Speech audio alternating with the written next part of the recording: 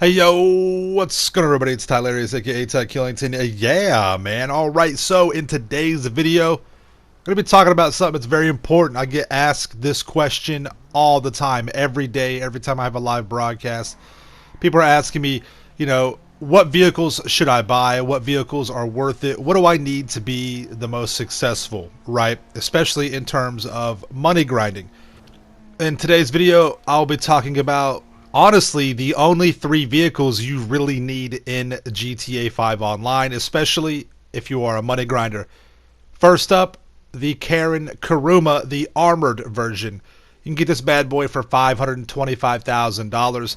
And there's a particular reason why this car, even though it's like 4 years old, is still one of the best vehicles and a must-own vehicle in the game.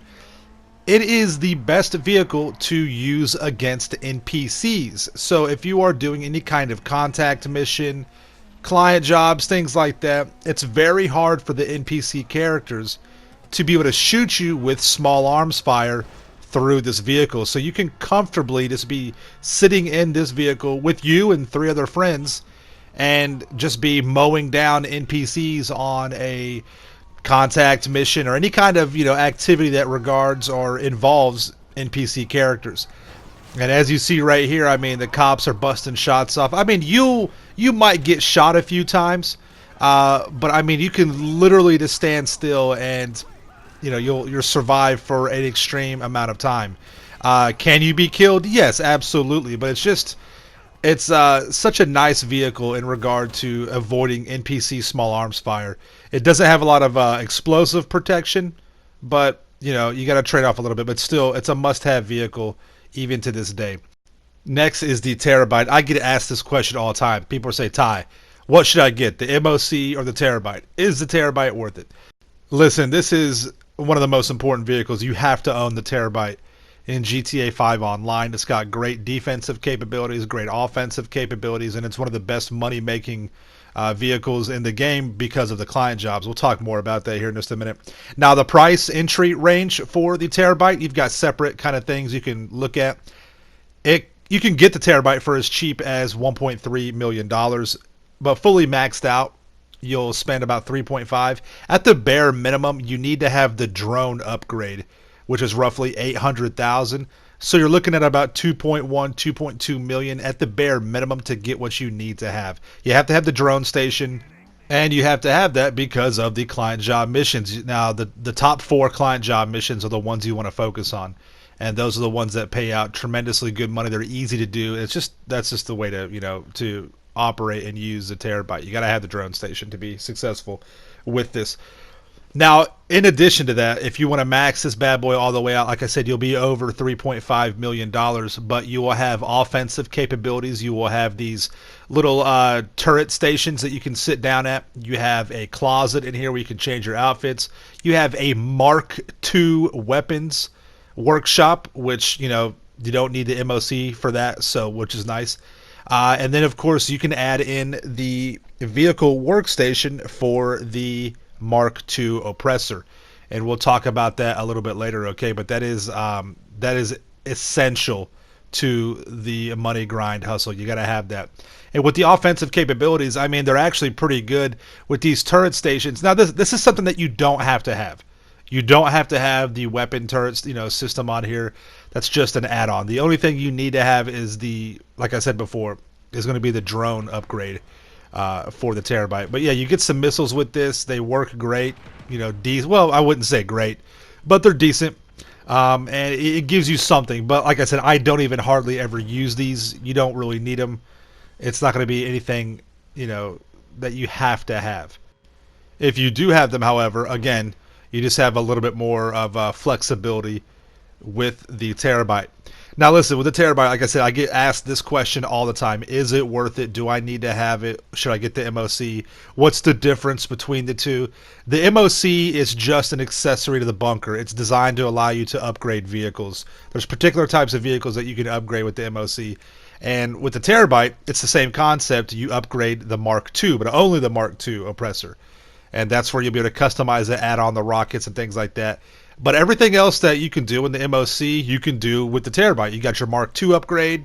You've got a vehicle workshop now. It's limited to the Mark II Oppressor, but so you got that. You got clothing. You got all that stuff. And more importantly, though, it has these right here. It has the client jobs. The client jobs are critical to the money grind process. And those top four, robbery in progress, data sweep, targeted data, and diamond shopping, are going to be the four that you want to focus on, with diamond shopping and targeted data being the two most popular, probably the easiest ones overall to complete, especially by yourself. And you can launch these missions in a invite-only lobby, which is critically important. All right, it's very, very important. So yeah, you need to have it. It'll set you back bare minimum to be efficient around 2.5 million for the terabyte. But if you want everything, you're looking at 3.5 million. All right, it was really not that bad for the amount of money you get back. Next up, you got the Oppressor Mark II.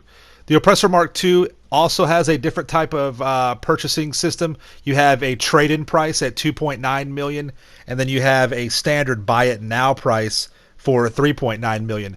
How you unlock the trade price is that you have to own a terabyte and you have to complete 5 client job missions. Pretty easy. Definitely something you want to do, especially if you already own a terabyte. And, again, it's a $1 million savings right there.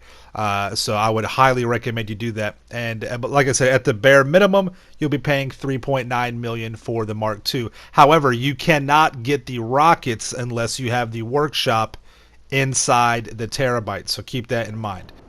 And before I go any further in the video, I do have to remind you guys is that these are all behind a paywall. To own a terabyte, you have to have a nightclub. So keep that in mind. So you can buy a nightclub for a little under $1 million, and then that'll get you set up to where you can store the terabyte. So I want to make sure, I don't want people in the comments like, Ty, you forgot. Now I understand this is all paywall. We're used to this though. This is what GTA and Rockstar have been doing for a long time. So 2 of these vehicles came out together with the After Hours deal, the nightclub DLC, and so they're linked up with paywalls. To get the terabyte, you got to have a nightclub.